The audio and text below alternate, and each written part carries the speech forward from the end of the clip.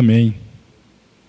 Paz do Senhor Jesus, meus irmãos, vamos nos colocar sobre os pés, vamos orar, iniciar a nossa aula dessa noite.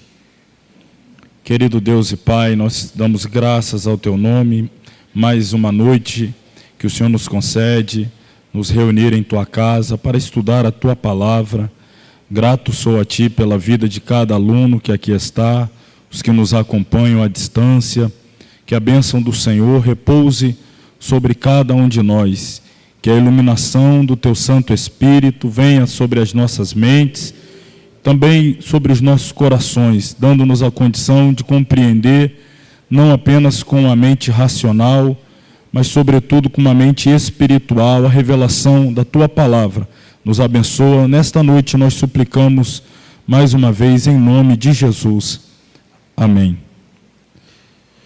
Bom, meus irmãos, chegamos à nossa segunda lição da sequência dos assuntos escatológicos.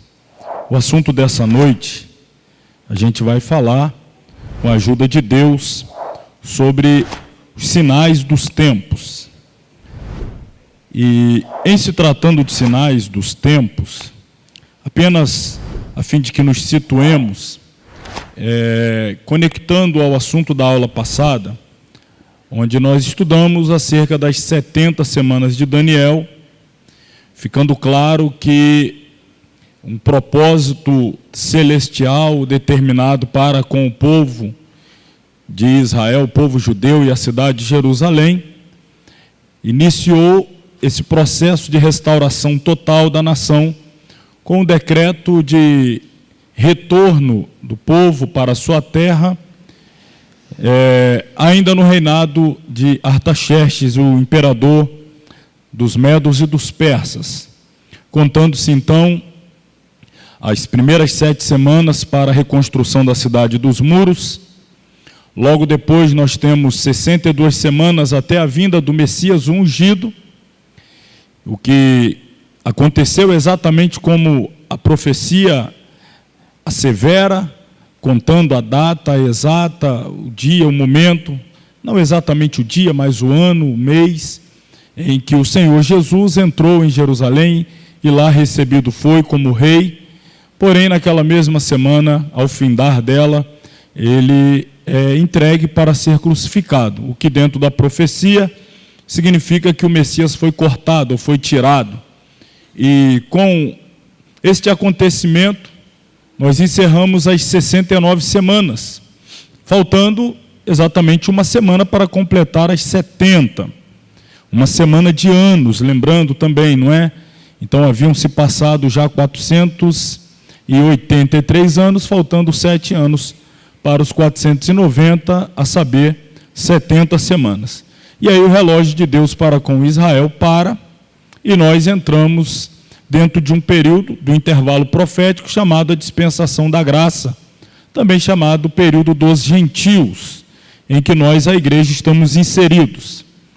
A igreja encerrará suas atividades na terra, a igreja cumprirá o seu papel, a igreja, como proclamadora da mensagem do evangelho da salvação, a mensagem do evangelho da graça, ela concluirá a sua missão e com o toque da trombeta, o aparecimento de Jesus nas nuvens para os salvos e, consequentemente, o Espírito Santo conduzindo a igreja ao encontro do noivo nos ares, teremos então o reinício desse relógio, dessa contagem, para concluir as 70 semanas. Então, iniciará ou reiniciará as 70 semanas, ou, permita aqui a redundância, iniciará a última, 70ª semana, os 7 anos, a grande tribulação. Uma vez que nós cremos, e pela interpretação profética das 70 semanas, entendemos que a igreja não passará pela grande tribulação, então a nós compete estar atentos a sinais que revelam para a igreja, para os salvos, para os fiéis, que o tempo de sua peregrinação da terra está próxima do fim. Ou seja, a vinda do Senhor Jesus para levar a igreja está próxima. Nós, então, estamos dentro de um período de tempo, que nós vamos ver ainda hoje, chamado de princípio de dores. Nós não enfrentaremos o período tribulacional, mas nós sofreremos o chamado princípio de dores. E dentro desse contexto, em que o cenário é preparado para a 70ª semana, a grande tribulação, o império do anticristo, etc., existem uma gama de sinais que o Senhor Jesus revelou em seu sermão profético. Não apenas o Senhor Jesus, mas principalmente o Senhor Jesus revelou, e nós hoje vamos olhar esses sinais.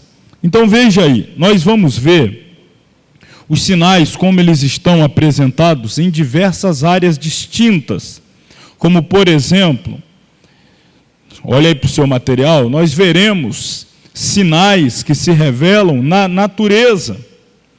Nós vamos ver, e aí está aí os subtópicos, né, terremoto, peste, fome, nós vamos falar, sinais na área política, depois sinais na sociedade, no seio da família, sinais em meio à espiritualidade cristã e sinais concernentes ao falso messianismo. E nós vamos ver também concernente ao último deles aí, que é o renascimento de Israel, na minha humilde e singela opinião, o principal e mais preponderante de todos os sinais que nós devemos estar atentos no que tange à proximidade da volta do Senhor Jesus para buscar a sua igreja. Então nós vamos analisar esses sinais. Eu vou usar os slides, e os slides obviamente vai acompanhar essa sequência que eu acabei de mostrar, que está aí no material, mas antes de tudo, deixa eu ler com vocês esse sermão do Senhor Jesus que revela-nos os sinais, que é o sermão profético de Mateus capítulo 24. Então abra sua Bíblia em Mateus 24.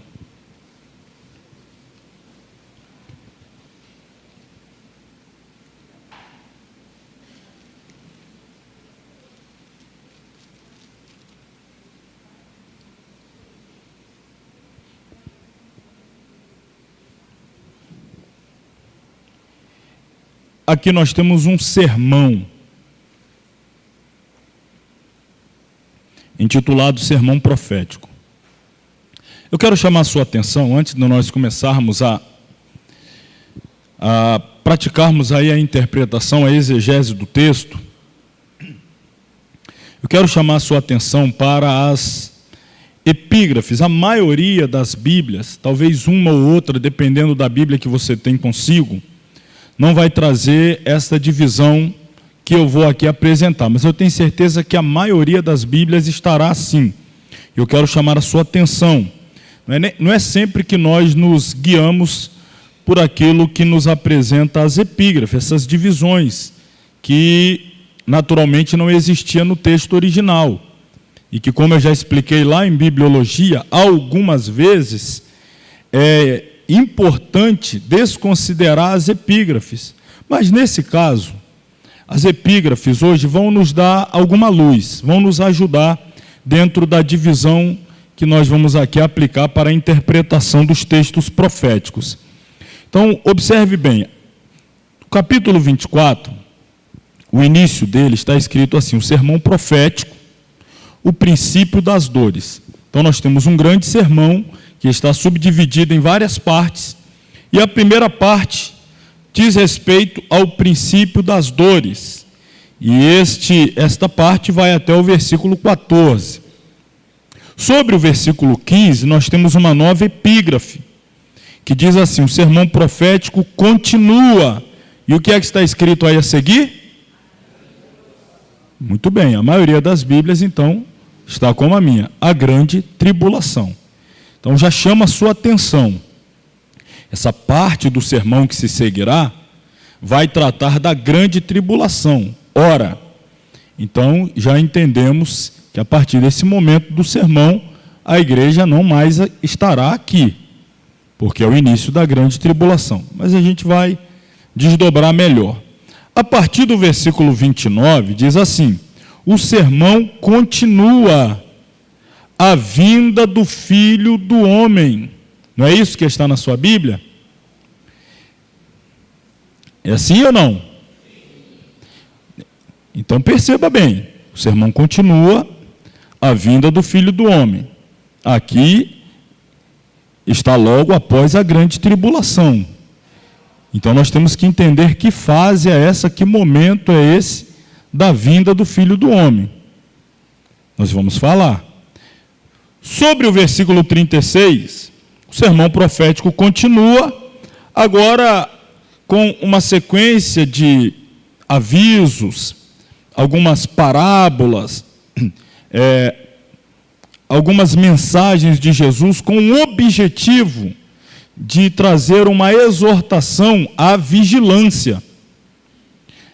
O sermão continua, mas o objetivo nessa parte do sermão é chamar a atenção para que haja uma vigilância. Então, aqui não está mais seguindo ordem cronológica de eventos. Agora o objetivo do sermão é trazer uma exortação à vigilância. A partir do versículo 45, ainda estamos dentro desse contexto de exortação à vigilância, mais uma parábola desta feita dos dois servos.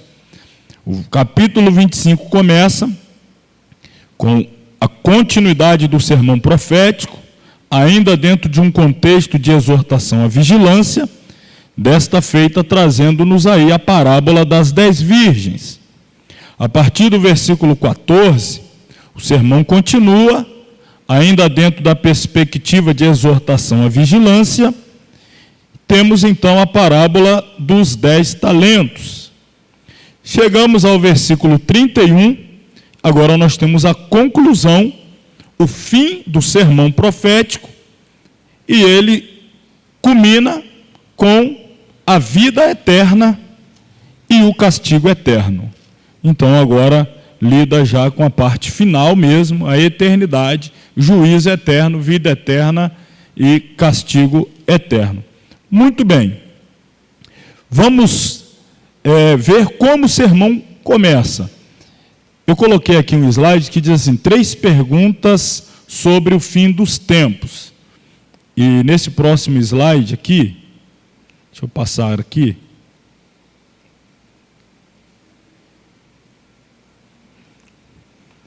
Vamos lá. Importante discernir a tríplice pergunta dos discípulos. Que tríplice pergunta é essa? Volta aí no capítulo 24, vamos dar o início aí ao sermão. Está escrito assim, os 3 primeiros versículos.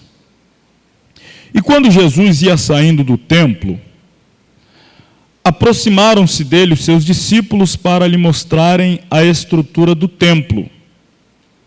Jesus, porém, lhes disse, não vedes tudo isto? Em verdade vos digo que não ficará aqui pedra sobre pedra que não seja derribada. Versículos 1 e 2. Vamos dar uma pausa aqui. Vamos lá, vamos fazer uma viagem agora lá a Jerusalém dos tempos de Jesus.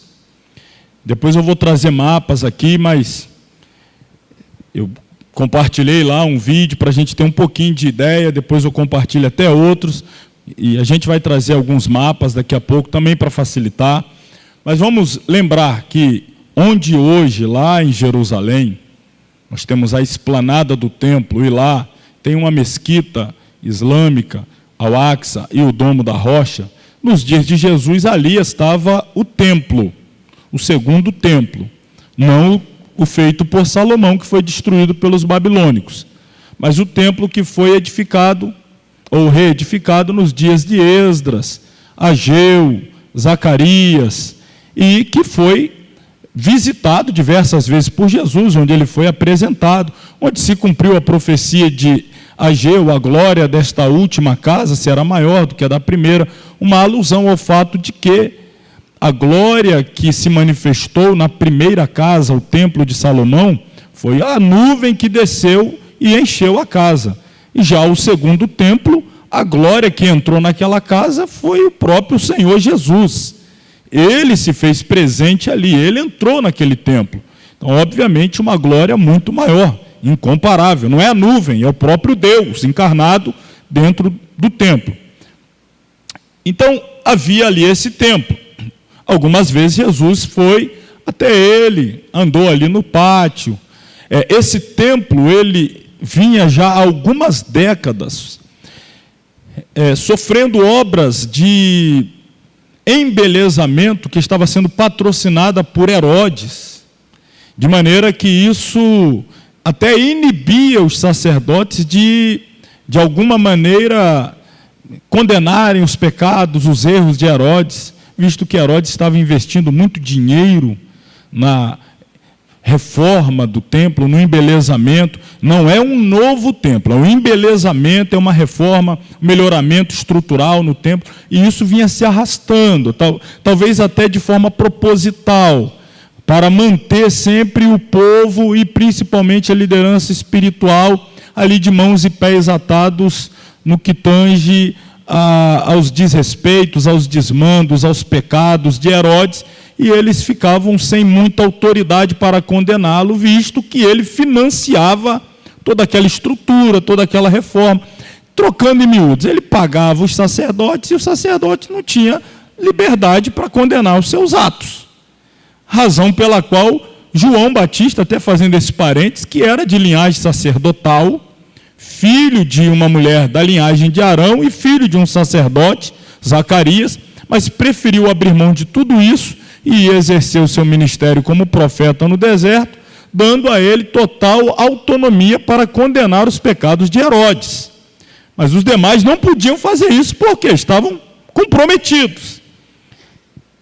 E o embelezamento era extraordinário mesmo, impactava, enchia os olhos de qualquer um. E aqui nós estamos vendo os discípulos de Jesus, juntamente com Jesus, saindo do templo. E eu volto a ler, quando Jesus, versículo 1, ia saindo do templo, aproximaram-se dele os seus discípulos para lhe mostrarem a estrutura do templo. Olha, os discípulos chamando a atenção de Jesus e, olha aí, mestre, olha que coisa linda, maravilhosa, olha que estrutura, olha que coisa, né? Empolgados, assim, maravilhados, os olhos brilhando, vendo aquela estrutura. E Jesus vai direto ao ponto. Ele diz assim, Jesus, porém, lhes disse, está vendo tudo isso daí? Estão olhando bem?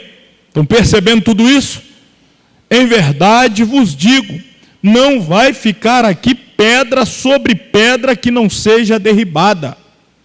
O que Jesus está dizendo? Esse templo aí que vocês estão tão empolgados, maravilhados, não é? Então já vou logo tirar o cavalinho da chuva de vocês, isso aí não vai ficar pedra sobre pedra, vai ser derribado, vai ser destruído. E pergunto a vocês, foi ou não foi? Eu comecei dizendo o que tem lá. O que tem lá hoje? Tem um templo judeu? Não, foi derribado. Alguém sabe dizer em que ano foi derribado? O ano 70 da nossa era, né? A gente falou semana passada, General Tito liderando aquele exército formado. A gente leu aqui o livro de Flávio Joséfo, História dos Hebreus, um exército formado por muitos sírios e também árabes. Destruíram o templo. Tudo que restou da estrutura do templo da época de Jesus foi apenas um muro ocidental chamado a muralha, o Muro das Lamentações. É tudo que restou. Aquela estrutura da época de Jesus. O restante do templo, o Senhor Jesus falou do templo, aquele muro era o muro que cercava o templo. Jesus falou que não ia ficar pedra sobre pedra do templo. Sobrou só aquilo ali de lembrança, para eles ficarem lamentando lá, se lembrando. Ok. Mas os discípulos saindo do templo, ouvindo Jesus falar isso, provavelmente, eles saem pela porta chamada Porta Dourada, que é a porta oriental, que hoje está fechada. Eles descem um vale, que nos dias de Davi tinha um ribeiro ali chamado Ribeiro de Cedron, e até hoje existe o vale chamado Vale de Cedron. Estavam no monte Moriá, a esplanada do templo, desce o vale, e depois eles sobem um outro monte que está de frente, portanto, frente a frente. E esse outro monte que está de frente do Monte Moriá, separados apenas por esse vale, o Vale de Cedron, é o Monte das Oliveiras. existe até hoje, aonde existe um jardim também até hoje, o famoso jardim do Getsemane. Todos nós sabemos da história do jardim, do Monte das Oliveiras, mas Jesus foi até lá com os discípulos. E o que acontece quando Jesus chegou no Monte das Oliveiras com os discípulos? Aí é o que está registrado no versículo de número 3. Está assim, ó. E estando assentado no Monte das Oliveiras, é mais ou menos assim, para a gente ter uma ideia. É como se esse lado da galeria fosse o Monte Moriá, aqui onde nós estamos é o Vale do Cedron, e o outro lado da galeria é o Monte das Oliveiras. Então você tem uma visão de frente do monte e automaticamente do templo, está lá do outro lado, assim de frente. E aí então eles assentados no monte, os discípulos, Jesus, eles chegam até Jesus em particular e faz a seguinte pergunta, não é uma pergunta, por isso eu coloquei, o importante discernir a tríplice pergunta. Olha ela ali, dize-nos, olha o que eles perguntaram, dize-nos, quando serão essas coisas? Que coisas eles estão perguntando? O que Jesus falou? Vocês não estão vendo isso aqui? Não vai ficar pedra sobre pedra que não seja derribado. E aí eles foram atravessar com aquele negócio na cabeça. Poxa, a gente tão empolgado, templo bonito, bacana. Jesus veio, vai derrubar tudo. E eles ficaram com aquilo. Quando chegaram do outro lado, perguntaram a Jesus, mestre, diz para a gente uma coisa, quando é que isso vai acontecer? Então, a primeira pergunta é, quando é que o templo vai ser derribado? Quando é que o templo vai ser destruído? Quando é que vai se cumprir isso que o Senhor falou, que não ficará pedra sobre pedra? Isso é uma pergunta. E, destaquei ali em amarelinho, e que sinal haverá da tua vinda? Isso é outra coisa. Tem nada a ver destruição do templo com o sinal da vinda de Jesus. E que sinal do fim do mundo? Isso daí já é outra coisa. Então uma coisa é uma coisa, outra coisa é outra coisa, e a outra coisa é outra coisa, viu, irmão? Interpretação de profecia, isso é muito importante. Porque se você pega a outra coisa e aplica ela na hora de interpretar a uma coisa, ou vice-versa, pega uma coisa na hora de interpretar a outra coisa, então são três coisas distintas. Não tem aquele camarada, aquele irmão, aquela irmã que chega para você e pergunta assim, aqui, amanhã você vai lá em Vitória, você almoçou o que hoje? E ontem você fez o quê? Pergunta três coisas, você perguntou se amanhã você vai lá hoje, ou se hoje você vai lá amanhã, e não sei mais. Três coisas, não tem nada a ver uma coisa com a outra, mas ele faz três perguntas distintas. Foi mais ou menos o que os discípulos fizeram com Jesus. Senhor, nos diz, quando é que o templo vai ser destruído? E vem cair, qual é o sinal da tua vida e o fim do mundo? São três coisas completamente diferentes. Observe. Nós já falamos aqui, e isso é fato histórico, não tem o que contestar, impossível qualquer contestação. O templo foi destruído, e tem data. Todos os historiadores, não tem exceção, concordam. O templo foi destruído no ano 70. Logo, a primeira parte da pergunta, quando serão essas coisas, já se cumpriu há aproximadamente 1950 anos atrás. 1950 anos atrás. Jesus já voltou sim ou não? Tem gente que está pensando, calma aí. Como assim? Tá, assim? Eu sei que às vezes dá a impressão de que já voltou mesmo, né, irmão? Que a gente ficou, que o negócio aqui está feio e tal. Aí dá essa travada mesmo, dá essa dúvida. Eu acho que já voltou e o negócio aqui está... Não, mas não voltou não, irmão. Não voltou não, tá? Fique tranquilo. Não voltou. Então, se Jesus ainda não voltou, então a gente está no segundo cenário, pertinente aos sinais da volta de Jesus. Essa é a segunda pergunta. Que sinais haverá da tua vinda? Vamos supor, e espero estar certo na minha suposição, então suponhamos juntos que o Senhor Jesus volte hoje para arrebatar a sua igreja. Imagine que eu esteja certo na minha suposição, que maravilha. Então nós temos um hiato aí de pelo menos, aqui arredondando, entre a destruição do templo e a vinda de Jesus, nós já temos um intervalo de quase 2.000 anos, 1950 anos, arredondando aí quase 2.000 anos entre uma coisa e outra. Ora, se o Senhor Jesus volta hoje para levar a igreja, automaticamente tem-se início o período da grande tribulação, que vai durar quanto tempo mesmo? 7 anos. Ao findar da grande tribulação, nós temos a volta de Jesus em glória para estabelecer o seu reino aqui na terra, o reino milenial, cujo próprio nome já nos informa a duração de tempo desse reino. Quantos anos o reino milenial vai durar? 1000 anos, e ao término do milênio nós teremos o evento do fim do mundo. Sim, o mundo vai acabar.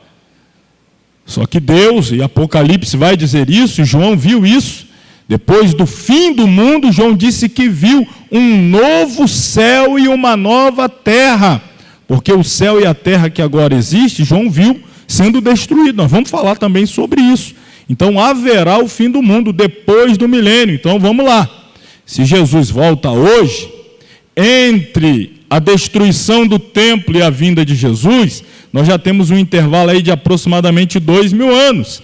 E da vinda de Jesus ao fim do mundo, nós temos um outro intervalo aí de 1.007 anos. Olha, irmão, a diferença de tempo entre um evento e outro. Mas a pergunta é assim, quando que vai acontecer essas coisas? E o sinal da tua vinda e do fim do mundo? Só que entre um e outra, 2.000 anos, entre outra e outra, 1.000 anos. Então, olha o cuidado na hora de interpretar. Só que aí é que está a grande questão. O Senhor Jesus respondeu as 3 perguntas com um sermão, chamado sermão profético. Foi um sermão, uma mensagem, uma pregação, com o objetivo de responder as 3 perguntas. E sobre quem recai a responsabilidade interpretativa de entender em que parte do sermão ele está falando da destruição do templo, em que parte do sermão ele está falando de sinais da sua vinda, em que parte do sermão ele está falando do fim do mundo. Aí somos nós, cuidadosa, meticulosamente, com muita responsabilidade, ajuda e iluminação do Espírito Santo, para entender, dentro do escopo do sermão de Jesus, em que momento ele está falando sobre destruição do templo, em que momento ele está falando de sinais da sua vinda, em que momento ele está falando de fim do mundo. Então observemos aí a sequência. Versículo 4.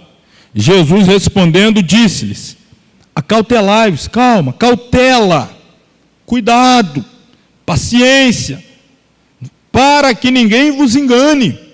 Por quê? Porque muitos virão em meu nome, dizendo eu sou o Cristo, e enganarão a meia dúzia. Há muitos. Aí ele diz assim: e ouvireis de guerras, e de rumores de guerras. Olhai, não vos assusteis, porque é mistério, ou é necessário que isso tudo aconteça, mas ainda não é o fim. Isso aqui não tem a ver com o fim.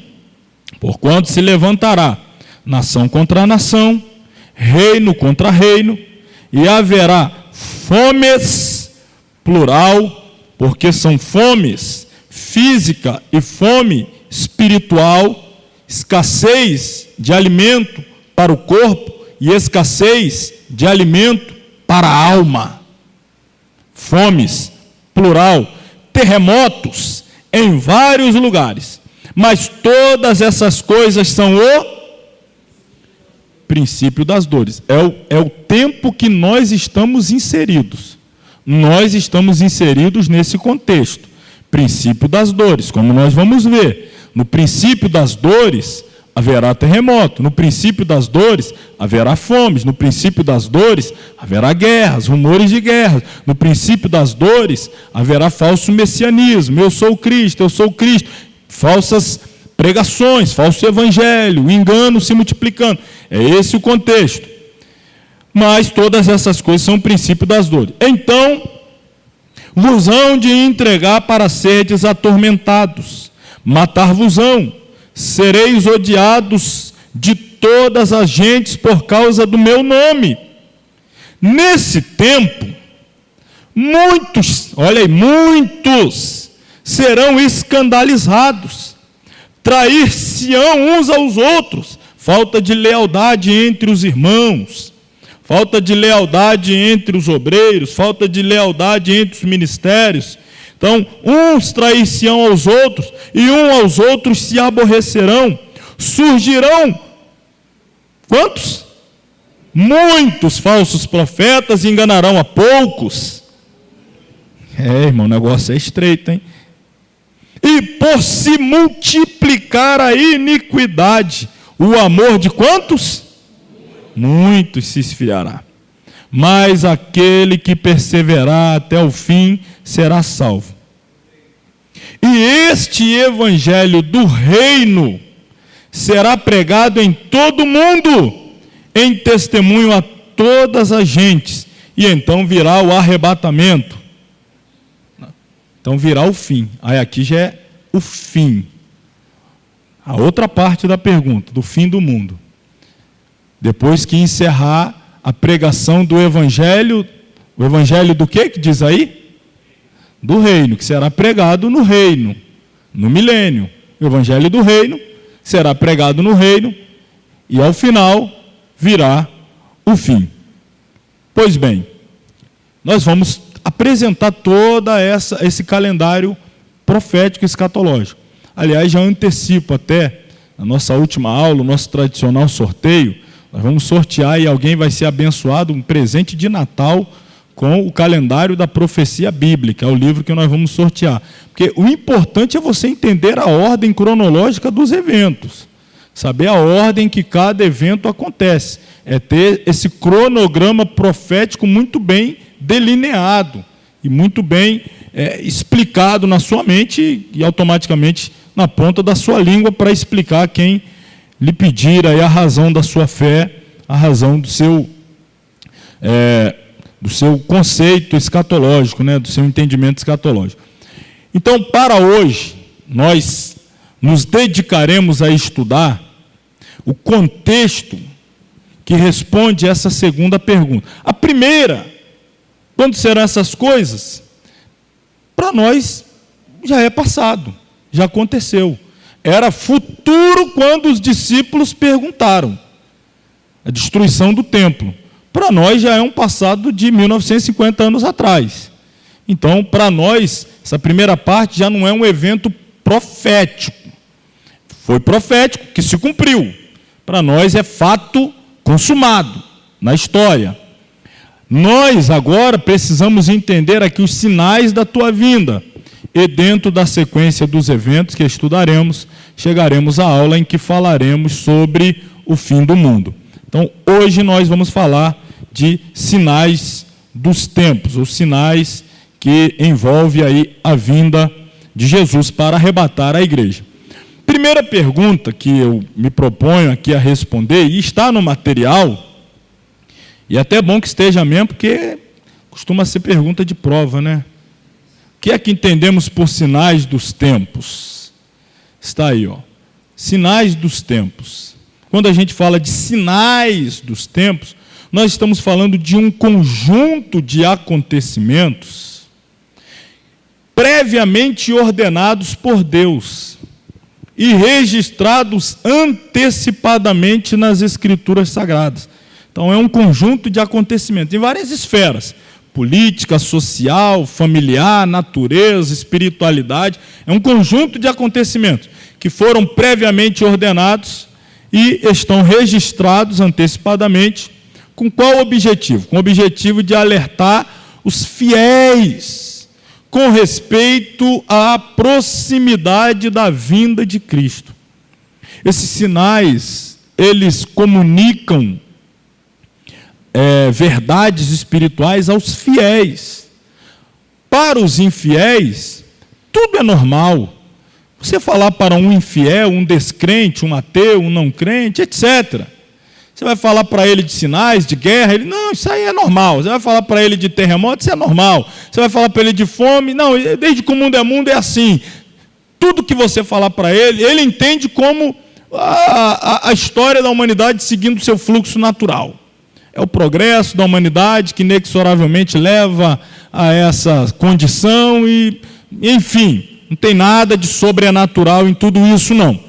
Mas para nós, os fiéis, nós entendemos que Deus está alertando a igreja, o Senhor Jesus está mandando mensagens de alerta para a igreja, a fim de que ela esteja cada vez mais atenta, cada vez mais apercebida, cada vez mais e mais preparada, com seus olhos fixos no céu, com seu ouvido espiritual aguçado, pronto para ouvir o chamamento para subir em direção ao encontro do Senhor. Então, os sinais dos tempos é uma mensagem de Deus voltada aos fiéis. E nós precisamos entender e interpretar os sinais dessa forma. Então, vamos aí ver alguns desses sinais. Eu vou seguir a ordem que está aí no material, mas repito uma vez mais, seguindo aqui os slides, mas tá dentro da sequência aí do material. Você pode ir escrevendo aí, fazer anotações, os dados, mas eu trago aqui informações, algumas das mais atualizadas possíveis, né? Esse tipo de estudo, toda vez ele precisa ser atualizado, e a gente busca atualizá-lo a cada ano, né? Então nós vamos trazer informações atualizadas. Sinais na natureza, vamos começar pela natureza. Jesus falou de sinais na natureza. Jesus falou sobre desastres naturais. Jesus falou sobre a terra em fúria. Aliás, com o apóstolo Paulo escrevendo a epístola aos Coríntios, ele diz que a terra está gemendo, está sentindo dores de parto. Olha aí, princípio das dores. E a terra também está sentindo dores. Ela está desejosa da sua reconstrução. Ela quer também a purificação completa dela, como cada um de nós que passamos pelo processo de nascer de novo, que é a remissão dos nossos pecados, para ter direito a uma nova vida com Cristo. A terra que também foi contaminada pelo pecado, também deseja ardentemente a purificação dela. E isso vai acontecer, como veremos. A terra será purificada. Tudo aquilo que o pecado toca, contamina. E uma vez contaminado pelo pecado, não pode permanecer na presença de Deus. Precisa passar por purificação, para ser digno de comunhão e de desfrutar da presença de Deus. O homem pecou. Para que ele possa voltar a ter comunhão perfeita com Deus, como tinha antes do pecado, é necessário que o homem que peca, o homem do pecado, o homem caído, a natureza caída, morra, e nasça um novo homem, nascer de novo, ser gerado uma nova criatura. Chamamos isso aí de regeneração. Nascer não da carne e do sangue, mas nascer da água e do Espírito. A terra foi contaminada pelo pecado.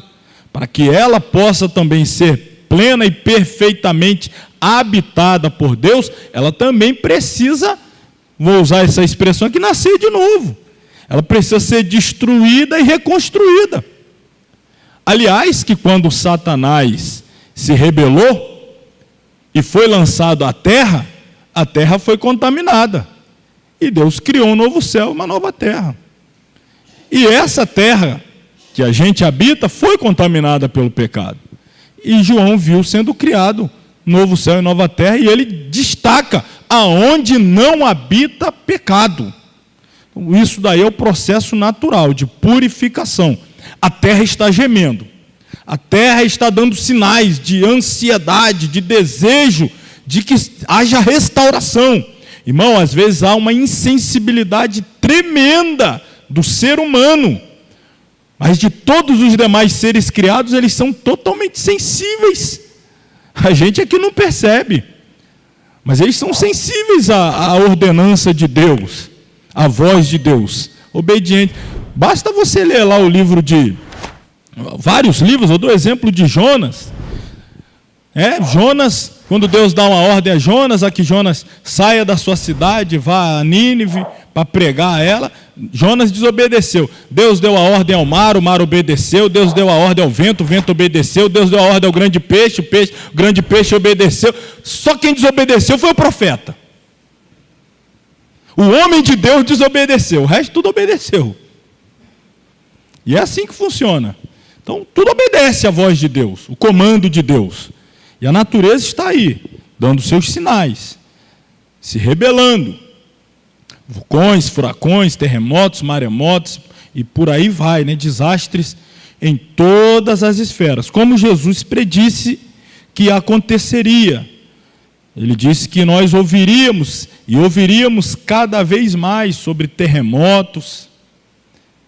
Aliás, nunca tinha se ouvido falar de maremoto, que é um terremoto no mar, que gera as tsunamis, as grandes ondas que adentram o litoral, que tomam todo o continente. São coisas que nunca tinha havido antes. Ásia, Haiti tiveram terremotos mais devastadores da última década. Isso daqui foi há 2 anos atrás. O Haiti sempre é alvo de terremotos.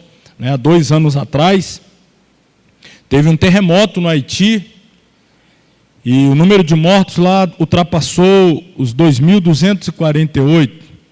Em 2010 já havia ocorrido um grande terremoto no Haiti. Nós estivemos lá, minha esposa, a missionária Natália, e eu, e mais um casal de amigos, estivemos no Haiti no mês de outubro de 2010. O terremoto tinha ocorrido no mês de janeiro de 2010, mas aproximadamente 10 meses depois a gente chegou no país e parecia que o terremoto tinha acontecido na semana anterior. O poder de destruição, de devastação, e claro, em nações pobres, com dificuldade de se reestruturar, então o poder de destruição é muito grande. E esse ano, agora falando de 2023, no início do ano, no mês, se eu não estou enganado, fevereiro, ocorreu um terremoto na Turquia, e depois um segundo terremoto num espaço pequeno de tempo, que chegou a abalar o país vizinho da Síria. E foi um dos maiores terremotos da história da humanidade. A mortandade ultrapassou os 50 mil. 50 mil pessoas. O terremoto, eu botei aqui a data, deixa me ver. Deixa eu passar aqui. Sim, ocorreu no 6 de fevereiro desse ano. Então, a gente sempre ouve falar de terremoto. O pessoal fala, mas terremoto sempre aconteceu. Sim, é verdade. Só que nós temos ouvido falar cada vez mais, espaço de tempo, o intervalo entre um e outro cada vez menor, e o poder de letalidade dos terremotos cada vez maior. Então, são cada vez mais terremotos em espaço de tempos cada vez menores e com poder de letalidade cada vez maiores. O Senhor Jesus disse, está aí, ouvireis falar de terremotos em muitos lugares. Irmão, a gente já tem ouvido falar de terremoto até no Brasil, coisa que há tempos atrás não ouvíamos, e de vez em quando se ouve falar de tremor de terra até na nação brasileira. Jesus disse que ouviríamos falar sobre pestes. É interessante que quem lida com estudos escatológicos, como eu disse, ele precisa estar sempre se atualizando, óbvio. A dinâmica do cumprimento das profecias, dos acontecimentos, é muito veloz. Eu ministro aula de escatologia há aproximadamente uns 12 anos, talvez um pouco mais até, mas eu estudo e ouço de escatologia aí há pelo menos uns 25 anos. Eu estou com 44, ali pelos 15, 16, então mais de 25 anos, eu ouço sobre escatologia, sim, tenho alguma curiosidade, participo de alguns seminários, vejo alguns palestrantes, antes sempre presencial, hoje a gente já tem a possibilidade de acompanhar via internet, canais do YouTube, etc. Mas falando aí de 2 décadas e meia atrás, a gente via pessoas falando sobre pestes da sua época, Quando eu comecei a falar, eu vinha falando lá de AIDS, aí daí a pouco falava de ebola, daí a pouco falava de gripe aviária, gripe suína, e cada vez ia aparecendo novas e novas e novas, e daí a pouco a gente se viu inserido num contexto de uma peste em escala mundial, poder letal, devastador, não é? Saindo fora de qualquer contexto de aproveitamento político, social, de viés ideológico daqui, de lá ou da acolá. Para nós isso é o que menos importa, nós estamos apenas interpretando aqui o cenário profético, o cumprimento profético de peste, se foi fruto da natureza, se foi criado em laboratório, se foi... Não importa, o importa é que a peste, ela devastou muita gente. Eu digo aqui, que o que importa para nós dentro do contexto da interpretação das profecias. Aí nós temos dados oficiais, os extraoficiais, né?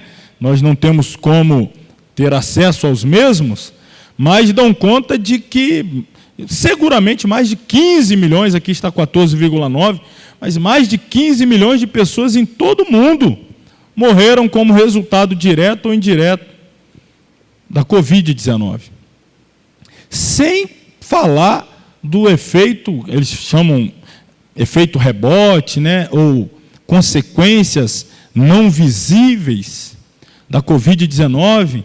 Irmão, se a gente fizer uma enquete aqui, de todos aqueles que foram em algum momento diagnosticados com a Covid-19, se a gente fizer uma enquete aqui, quem, depois da Covid-19, pode aqui dizer que a sua saúde foi a mesma depois da Covid-19? Mas depois, quem não tinha costume de ficar enfermo com qualquer coisa depois da Covid-19, agora qualquer coisa, é uma gripe daqui, é uma dor de cabeça de lá, é uma falta de ar daqui. O fato é que depois dessa tal peste mesmo, como Jesus falou, tirando aqueles que morreram diretamente como resultado dela, a capacidade imunológica da população mundial não é a mesma depois dessa peste aí. Então, pessoas que morreram e vêm morrendo depois, como resultado de alguma forma também, ou como consequência, sem falar nas doenças psicossomáticas, as pessoas que morreram, que se suicidaram, que tiraram a vida, as pessoas que perderam pai, mãe, famílias. Irmão, não tem como mensurar a devastação, estou falando dessa aqui. Se Jesus não voltar nos próximos 10 anos, o que vem pela frente aí? Eu estou dizendo para você, eu dou esse seminário aqui há uns 12 anos, e a gente sempre vai falando de novas e novas pestes. O que é que vem pela frente aí? Quem é que sabe? Só Deus, né? Que o Senhor nos guarde, nos proteja, e principalmente a minha oração é que a trombeta toque logo e a gente vá embora. Capenga, tossindo, mancando, mas vamos embora, porque lá a gente vai receber corpo glorificado, porque aqui está complicado, viu? Só Deus, olha. Jesus falou sobre fome, eu disse aí, né, não apenas no singular, mas no plural, fomes. Fome espiritual é fato, as pessoas têm tido fome da palavra, que o que tem se entregado em muitos altares não é alimento sólido, não é alimento sadio, não é alimento salutar. As pessoas estão morrendo de fome espiritual, fome de alimento espiritual dentro das igrejas. Mas vamos falar aqui da fome física, literal. A falta de empatia também, a falta de sensibilidade com a realidade da tragédia da fome, também é terrível. A fome mata, e a indiferença à realidade da fome também mata. O fechar os olhos para a realidade da fome também mata. E é claro, irmãos, não podemos ser inocentes e não entender que dentro de um contexto macro, dentro de um contexto mais amplo, todos nós sabemos que o planeta Terra, ele tem capacidade de produzir alimento suficiente para alimentar a população. Mas a ganância de alguns, o desejo ávido pela riqueza de alguns, faz com que a realidade da fome se perpetue, porque de alguma maneira isso gera mais riqueza para outros. É triste isso, mas é a realidade. Se você produz alimento suficiente para todo mundo, isso é chamada a lei basilar da economia, a lei da oferta e demanda, a lei número 1, que rege a economia mundial, é a lei da oferta e demanda. Se você tem muita oferta, você baixa o preço. Se você tem pouca oferta e muita demanda, você aumenta o preço. Então, quem produz, em alguns casos, isso é fato, prefere destruir parte da produção para que os preços aumentem e ele lucre mais. Ainda que o fato de destruir parte da produção gere morte de outros, mas isso gera a riqueza de um grupo. E isso tem sido uma realidade, não é recente, e isso vai continuar assim. Muita gente se beneficia da miséria, países ricos se beneficia da miséria de outros países. A indústria da miséria de alguns países perpetua a riqueza de outros. E aí nós temos lido com dados oficiais, né? Não tem como acessar extraoficiais, mas eu sei que os extraoficiais são mais reais do que os oficiais. Mas a gente tem aqui, por exemplo, a ONU, né, que é onde nós temos acesso a dados, embora não passe muita fidedignidade na atualidade, mas enfim, segundo a ONU, 735 milhões de pessoas passam fome no mundo. Isso aí é aproximadamente 10% da população mundial. 10% da população mundial, ou seja, 1 em cada 10. A cada 10 pessoas, uma pessoa no mundo passa fome. E outras vivem o que chama, talvez não a fome extrema, mas também não se alimenta adequadamente. Também está dentro de um contexto de insegurança alimentar. Se alimenta mal, está subnutrido. A realidade da fome é duríssima, não é, irmãos?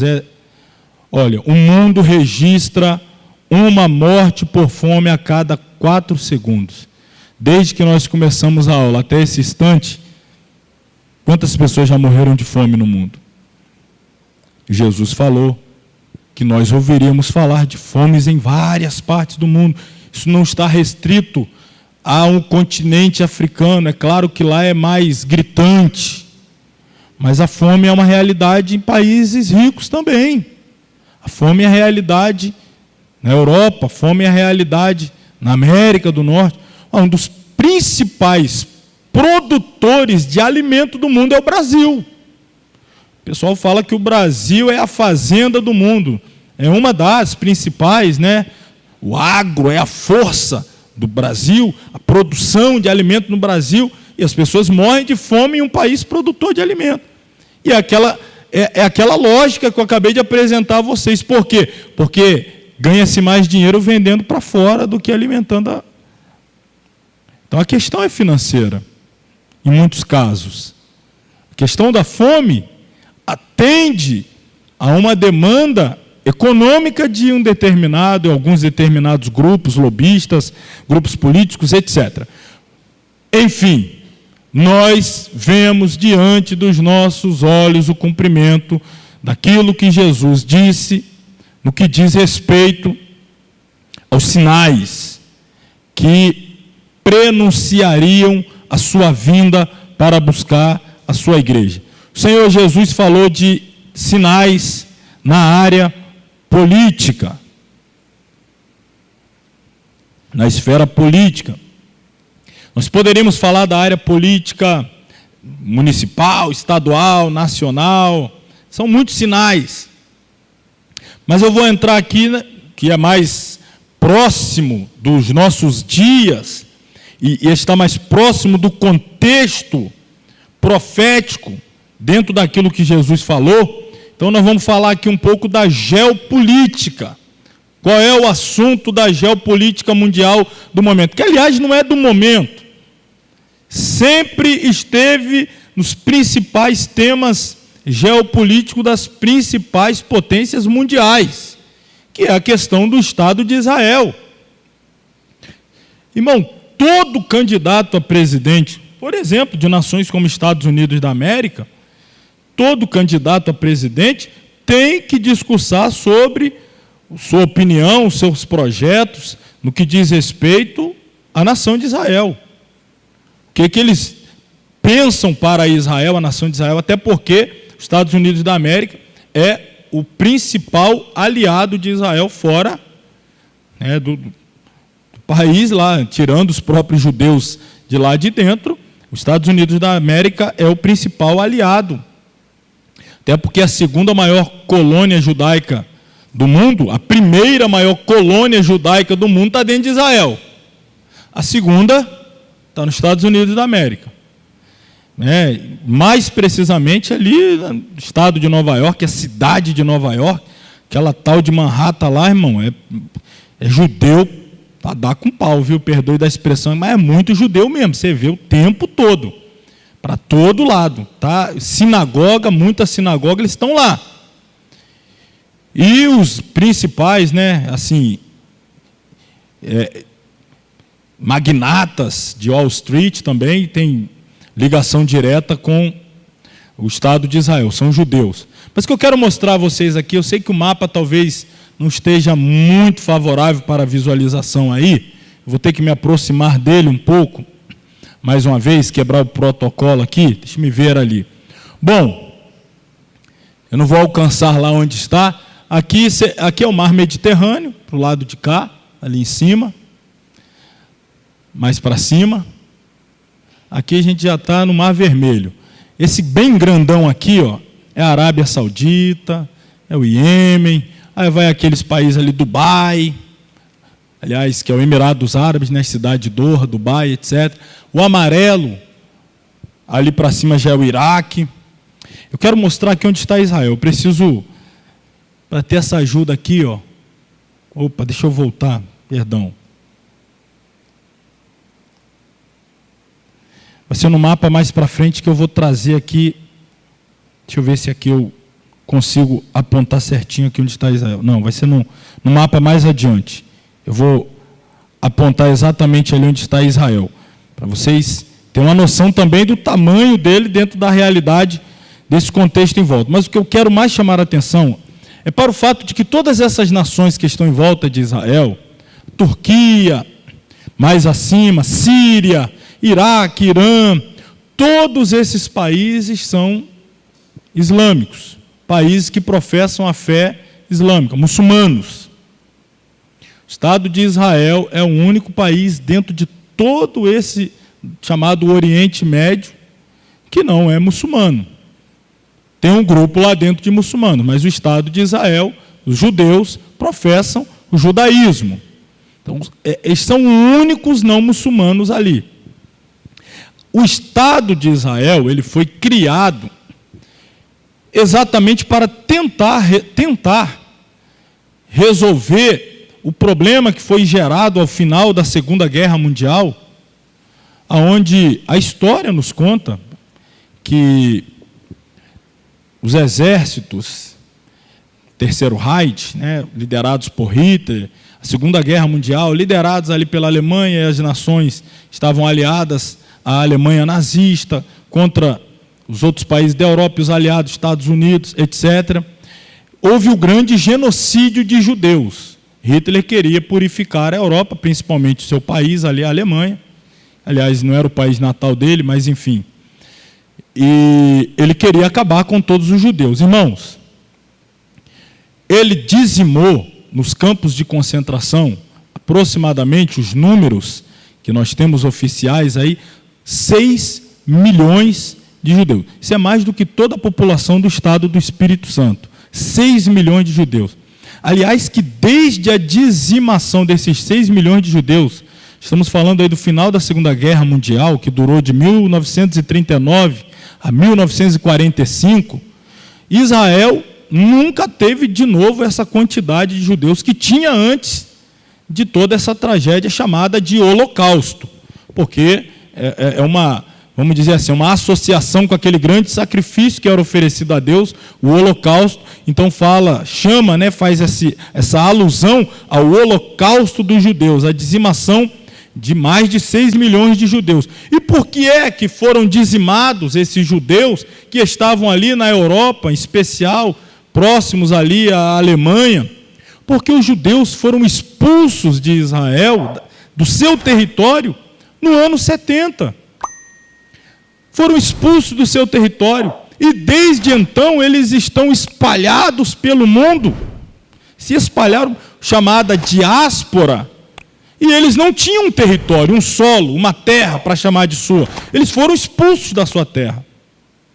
Se nós nos lembrarmos, volta aqui comigo ao episódio em que Jesus, ele é recebido pelos judeus, pelo seu povo, por Israel, aclamado como rei, mas no final daquela semana, por causa de uma inveja, uma articulação do sinédrio, dos saduceus, dos fariseus, queriam tirar aquele que estava sendo uma pedra no sapato da liderança religiosa, então decidiram pela execução de Jesus. Todavia, como eles eram vassalos dos romanos, eles não podiam tirar a vida de Jesus, e eles queriam fazer isso por meio do império dominante da época, os romanos. Então eles acusaram Jesus de cometer o crime de sedição contra o império romano, que Jesus estava se autoproclamando rei, e queria levantar um reino para lutar contra os romanos e criar ali uma espécie de divisão dentro do império. Isso era mentira, todos nós sabemos que isso era mentira, mas era a forma de colocar os romanos contra Jesus. Pilatos percebeu claramente que isso não passava de intriga, não passava de inveja, de questão deles, e Pilatos não queria crucificar a Jesus. E aí os judeus insistiram, especialmente os sinédrios, os saduceus, dizendo o seguinte de Pilatos: olha, se você não matar este líder dessa insurreição, então você não é amigo do César, você está se aliando com ele, está contra o César. Olha só a articulação deles. Pilatos então se viu numa situação complicada. Ele iria ser acusado de não estar cuidando daquela jurisdição a qual César o tinha colocado ali para cuidar dos judeus. Pilatos então faz o seguinte: tudo bem, já que vocês querem que eu o crucifique, eu irei crucificá-lo. Mas ele pede que tragam uma água, uma bacia de água para lavar as suas mãos, e diz: olha, eu estou livre do sangue desse inocente. E o que é que os líderes disseram na ocasião? Eles disseram o seguinte: não tem problema, que o sangue dele, o que eles falaram? Que o sangue dele recaia sobre nós e quem mais? Sobre os nossos filhos. Ele está dizendo assim: Pilatos, faz o seguinte, crucifica ele e deixa que o sangue dele venha a ser cobrado de nós e dos nossos filhos, não só deles, mas das gerações futuras. Olha que palavra que eles lançaram sobre eles mesmos. Que palavra que eles lançaram, que eles imprecaram sobre eles mesmos. Pode crucificá-lo e depois o sangue dele vai ser cobrado de nós e dos nossos filhos. E a partir daí, depois da crucificação de Jesus, lá na frente, o que nós vemos?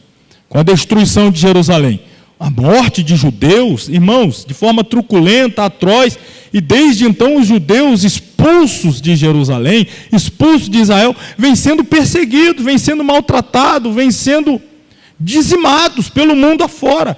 A diáspora é a fuga dos judeus, e eles se espalham pelo mundo. É por isso que muita gente não entende. Mas como é que tem judeu no Brasil? Tem muito judeu no Brasil. Como é que tem judeu no Paraguai? Tem judeu no Paraguai também, irmão.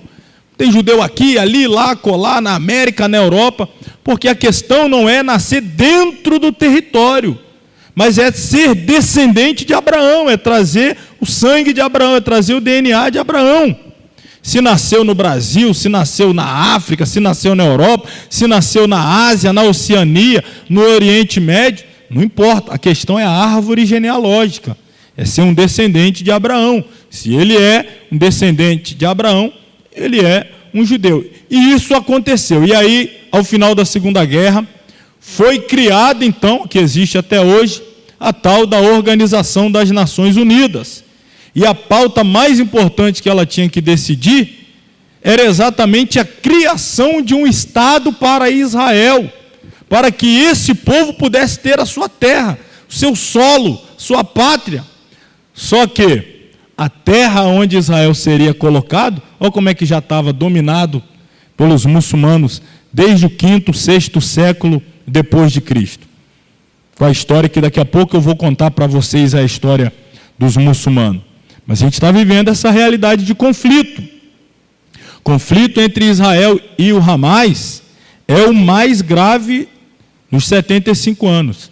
Porque, olha, estamos falando desde a criação do Estado de Israel, em 1947, até 2023, 75 anos. Nós estamos vivendo agora, pouco mais de um mês, o conflito mais grave desde esse período. Então nós estamos vivendo dentro de um cenário profético muito sério, irmãos. Nós temos outros, líderes mundiais falando da possibilidade da escalada da guerra atingir outras esferas. E por que da nossa necessidade, ou da necessidade da nossa atenção para esses eventos? Porque isso aqui diz respeito a uma agenda mundial, um cenário mundial, uma agenda mundial, aonde haverá necessidade da imersão de um líder mundial para conciliar esse conflito em escala mundial. Precisa haver um líder com capacidade e habilidade para mediar um conflito em escala mundial, para que ele venha a ser esse líder mundial. Você já sabe de quem nós estamos falando, o anticristo. Nós vamos falar dele mais adiante, quando entrarmos aí dentro do sinal principal, que é o renascimento do Estado de Israel. O cenário de guerras, então a gente está vendo o cenário de guerras espalhadas por várias partes do mundo, guerras étnicas, guerras religiosas. Nós não vivemos no Brasil, até vivemos, mas não dentro dessa escala tão veemente de perseguição religiosa, com mortes truculentas, atrozes, como em outros países, mas isso cada vez tem sido mais notório, essa perseguição a cristão, chamada cristofobia, se espalhando pelo mundo, o mundo cada vez mais avesso à cultura cristã, judaico-cristã, cada vez mais avesso aos valores judaicos cristãos, os países cada vez mais implementando leis contrárias aos valores judaico-cristãos. Então, irmão, fazendo a contramão, o mundo está cada vez mais anticristão, os países cada vez mais anticristãos, as políticas cada vez mais anticristãs, as leis cada vez mais anticristãs, a cultura cada vez mais anticristã, os costumes e valores cada vez mais anticristãos. Eu pergunto a vocês, quem é que vai governar isso tudo? Então, a plataforma precisa ser preparada, para que o líder depois venha e já esteja o cenário pronto. O anticristo não vai vir e preparar o cenário. Por quê que o cenário é preparado antes? Porque o apóstolo João, ele disse, já nos seus dias, e a gente está lendo aí, na nossa leitura bíblica anual, nós estamos já chegando aí, nos livros escritos, as cartas de João, ele disse do anticristo, o anticristo, a pessoa, que Paulo fala sobre ele também na segunda epístola aos Tessalonicenses, Jesus, etc., mas ele fala também que já opera no mundo o quê? O espírito do anticristo. Então, o espírito do anticristo está operando no mundo, desde os dias passados, desde séculos, milênios passados. O espírito do anticristo pavimenta o caminho para a ascensão da pessoa do anticristo. Então nós estamos vendo, irmãos, claramente, não tem mais nenhuma preocupação de ser assim, oculto, disfarçado. Não tem mais nenhuma preocupação de esconder que há uma preparação de um cenário anticristão, cada vez mais descarado, mais escrachado.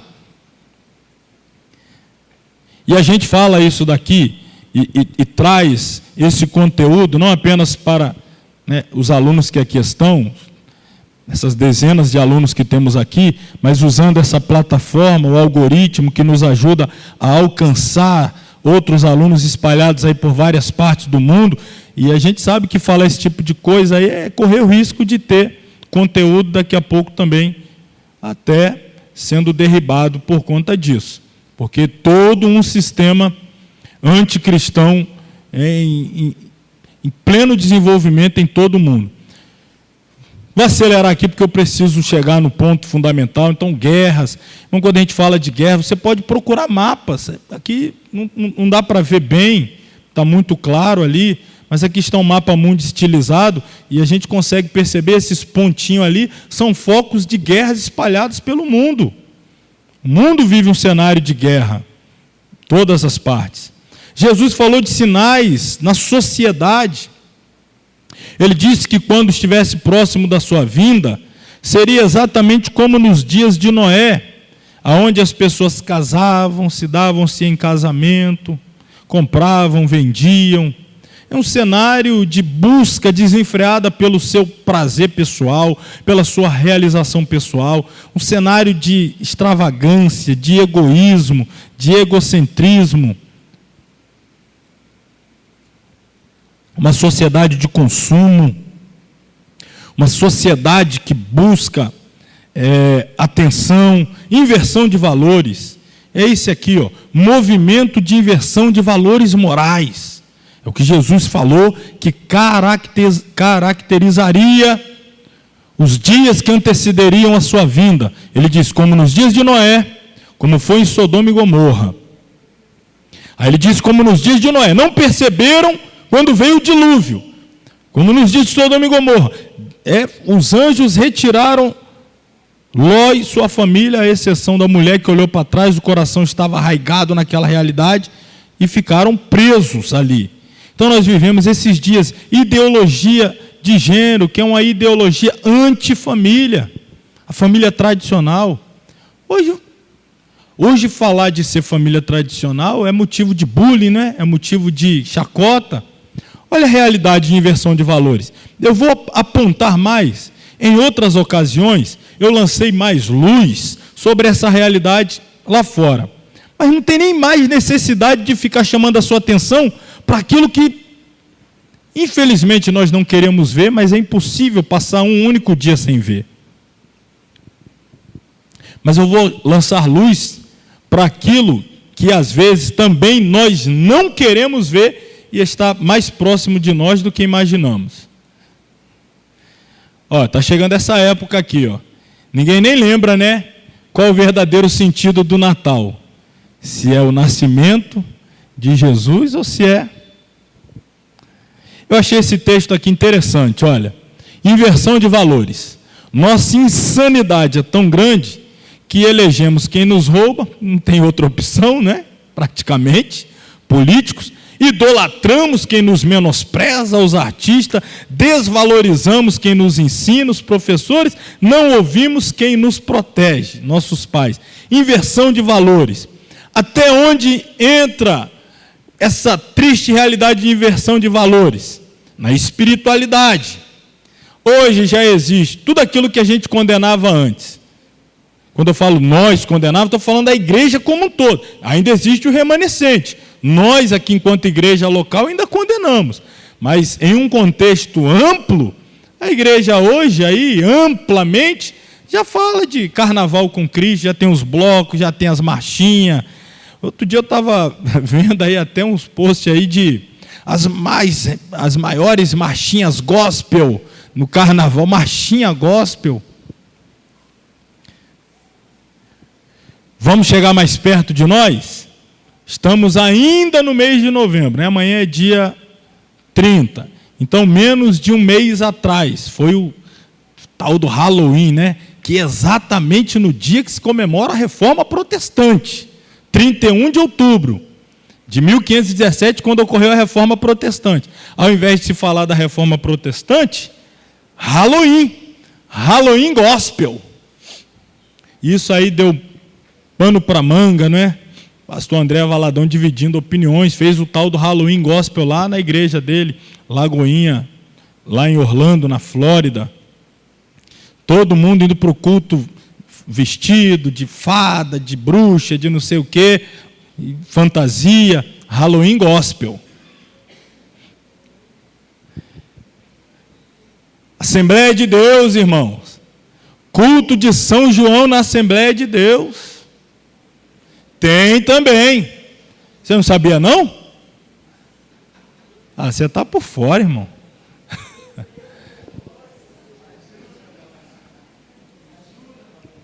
Isso aconteceu lá no Pará, ó. A igreja ela foi cedida para uma festa, teve quadrilha. Aqui é uma igreja, tá? Ali é o púlpito lá, as crianças tudo vestido, tocando as músicas de quadrilha, né?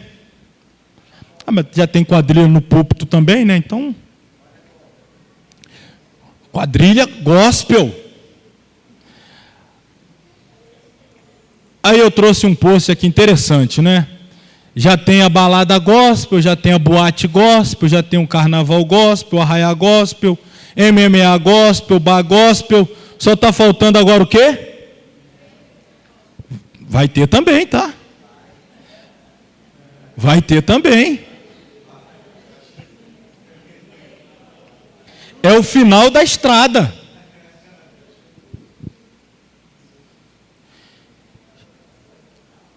Olha aí. 2 anos atrás, Bispo Abner Ferreira, líder da Assembleia de Deus Madureira, encontra-se com o Papa Francisco lá no Vaticano.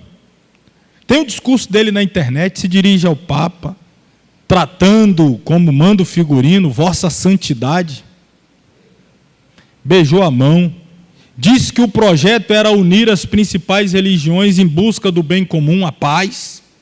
Ver um jeito de unir as religiões do mundo em busca da paz. Já há um projeto para unir as 3 maiores religiões monoteístas, a saber, judaísmo, cristianismo e islamismo.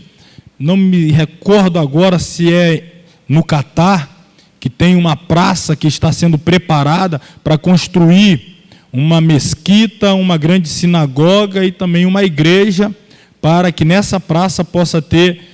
É um centro religioso das 3 principais religiões, para celebrar essa unidade das 3 principais religiões, só que eles fizeram uma exigência, pode construir o tal do templo para a igreja, claro, representado pelos católicos, só que eles não querem a cruz, que para eles é ofensivo, e aí não teve problema, eles concordaram em construir e tirar a cruz, para não ofender os demais ali. Então, irmão, isso daí esses acordos já existem. O Papa, quando esteve aqui no Brasil, ele foi recebido dentro de uma Assembleia de Deus. Tem que falar da nossa igreja mesmo, irmão. Foi recebido dentro de uma Assembleia de Deus e, junto com alguns pastores, ele rezou um Pai Nosso. Menos mal que foi o Pai Nosso. Menos mal que foi o Pai Nosso. Mas esteve dentro de uma Assembleia de Deus, foi recebido por líderes e lá eles se juntaram. Estamos falando de um movimento ecumênico, junção de religiões, coisas que eram impensáveis, isso é cada vez mais comum. Essa junção, essa mistura, são sinais na espiritualidade. Mais sinais aí, Jesus falou de falso ensinamento, falso messianismo, falsos cristos. Que tal esse aí, ó? Dá 10 em nome do Pai, 10 em nome do Filho, 10 em nome do Espírito Santo. Tem gente que não está sendo fiel no dízimo, que dirá no trízimo, hein? Você já vê isso daí, ó? Unção do esquecimento para largar vício. Isso aí, se é assim, o camarada lá no púlpito da igreja, aí mandando fumar o cigarro, aí depois ele pega o óleo, unge o cigarro, devolve o cigarro, manda o camarada fumar de novo o cigarro.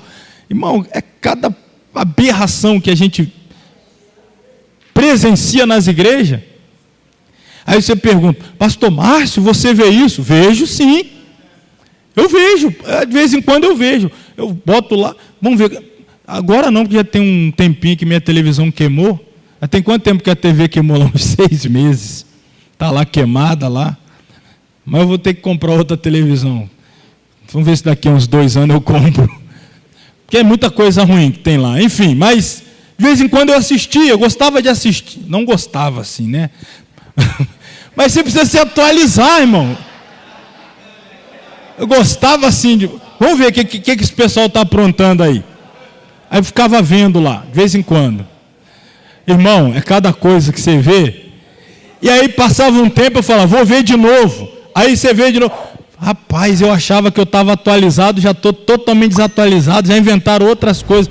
A turma, a equipe do marketing desse pessoal aí, olha. Falsos cristos. Tem quem acredite nos débil mental igual esses aí.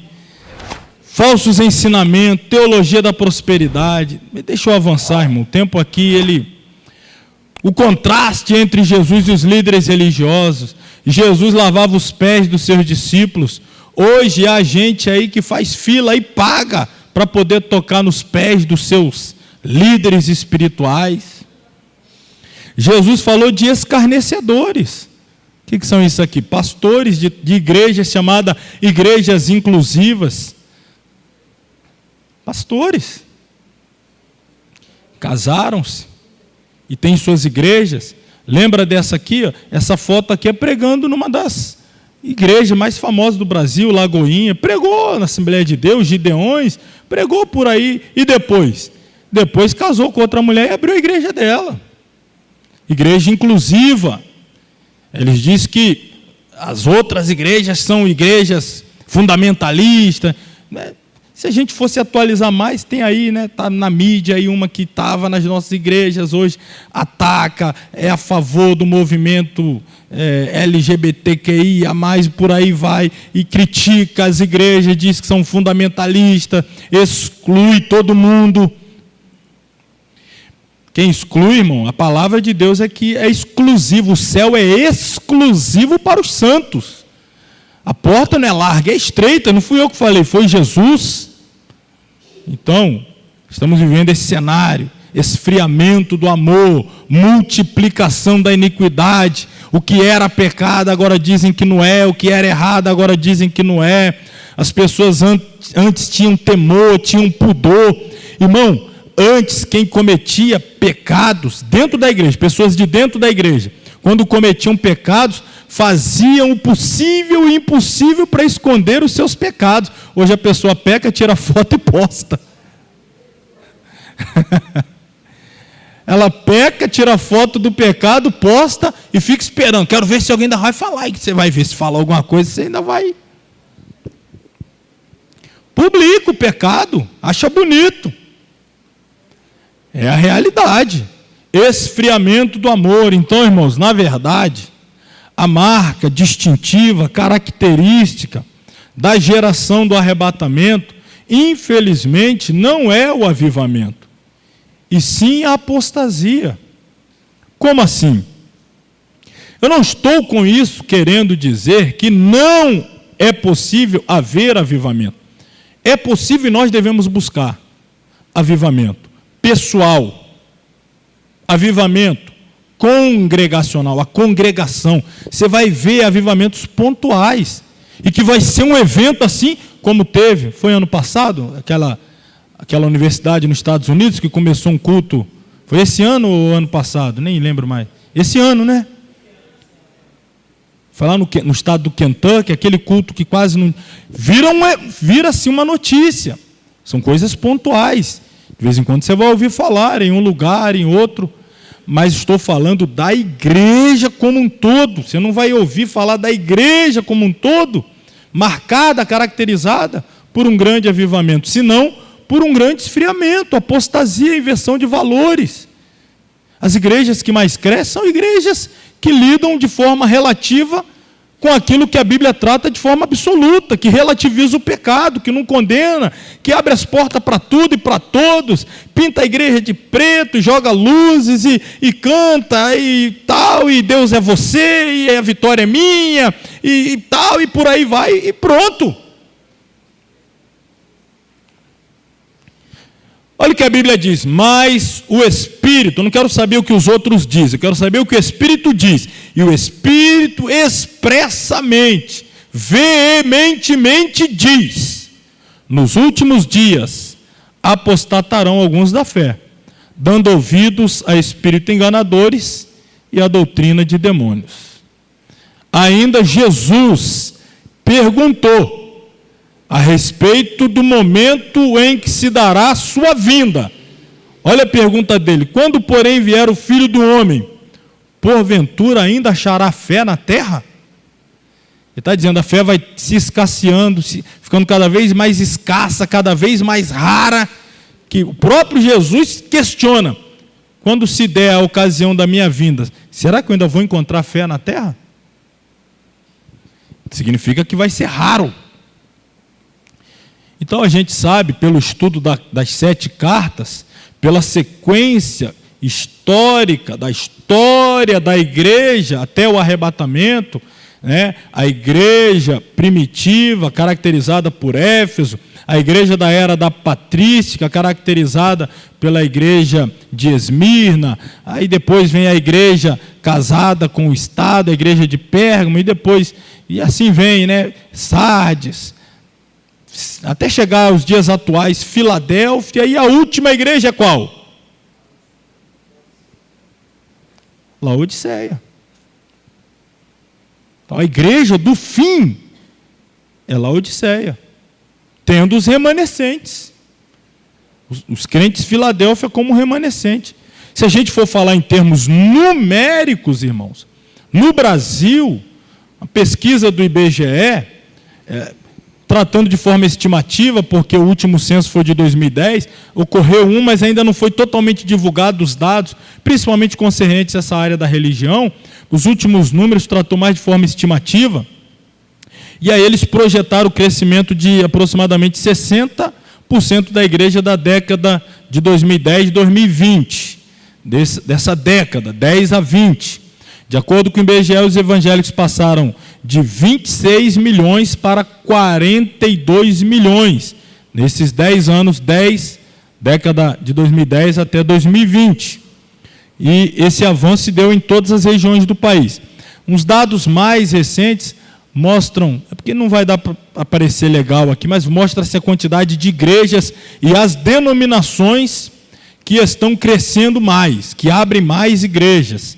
Então a gente tem aqui, eu vou deixar disponibilizado ao final, né, irmãos, das nossas aulas, sempre fica disponibilizado os slides para todos poderem consultar. Então a gente vai ter aqui os dados das igrejas nos anos de 69, 79, 89, 99, 2009 e 2019, que é quando os censos vão fechando, mais ou menos as estimativas, e a gente tem as quantidades por denominação. Mas vamos aí ao último sinal, que, como eu disse, na minha singela opinião, é o principal de todos, que é a figueira.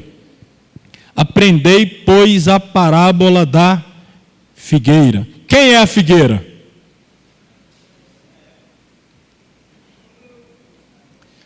Israel. Então a gente não pode deixar de olhar para Israel. Israel é o maior sinal do fim dos tempos. Foi Jesus que diz: aprendei, pois, a parábola da figueira. Vamos retomar lá a história que eu estava contando, o renascimento de Israel. Aqui a gente tem uma imagem da Assembleia Geral da ONU, depois do findar da Segunda Grande Guerra, 1945. Foi criado a Organização das Nações Unidas, 46. Na Assembleia Geral da ONU de 1947, na ocasião presidia essa Assembleia Geral para tratar deste ponto crucial, que era a criação do Estado de Israel. Quem presidiu essa Assembleia foi um brasileiro.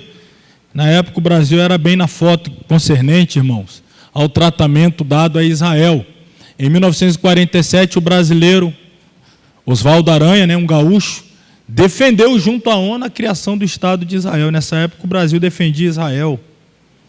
Defendeu. E foi um voto importante, junto com muitos outros votos. Teve vários votos contrários, vários votos a favor. E o Brasil marcou posição, defendendo o Estado de Israel. E exatamente no dia 14 de maio de 1948, teve o renascimento de Israel como nação. Israel teve direito a voltar para aquela terra.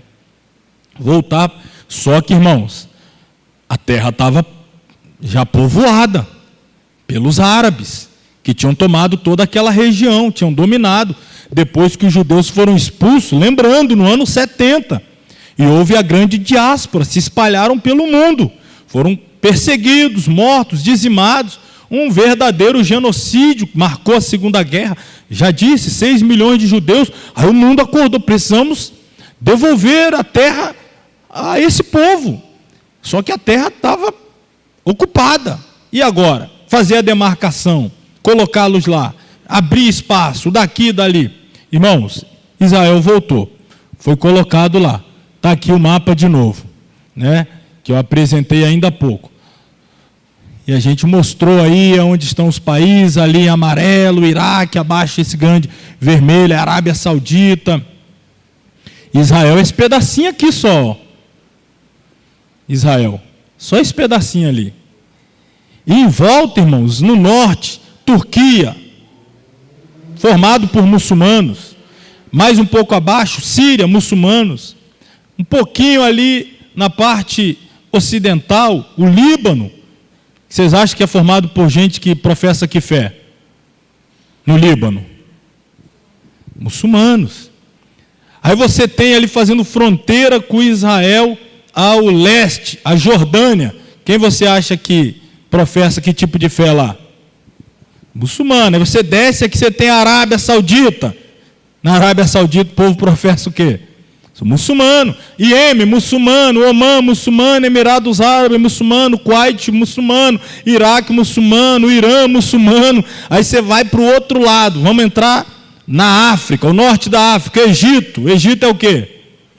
Sudão, muçulmano. Eritreia, muçulmano. Etiópia, muçulmano. Somália, muçulmano. Mauritânia, muçulmano. A gente Líbia, muçulmano. Marrocos, muçulmano. Meu Deus, vamos lá para o outro lado, pelo amor de Deus. Então tá bom, vamos para o outro lado. Paquistão, Turcomenistão, Uzbequistão,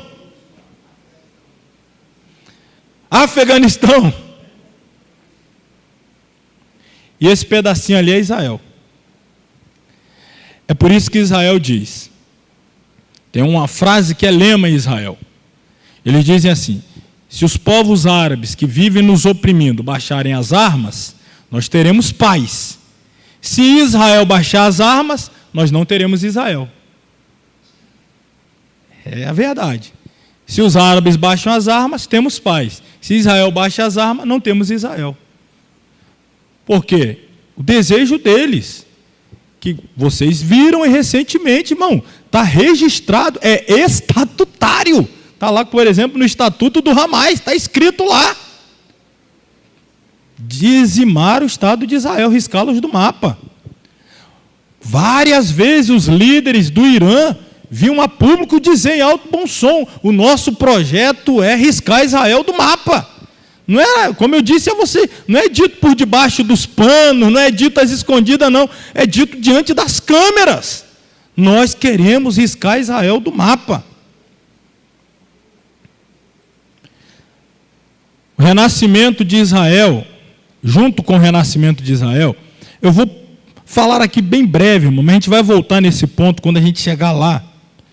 Eu vou rapidinho aqui lembrar vocês de uma profecia em Ezequiel 37. Vocês lembram de Ezequiel 37? O vale dos ossos secos. Israel viu Ezequiel viu um grande vale de ossos. Ossos, não secos, sequíssimos. E quando Ezequiel viu, os ossos estavam espalhados por toda a face do vale. É como se esse vale fosse o mundo. E os ossos estão como? Espalhados. E aí Ezequiel vai profetizar. E agora os ossos vão vir de todas as partes e vai se juntar. Olha o mistério aí, vai pegando, hein? Os ossos estão espalhados.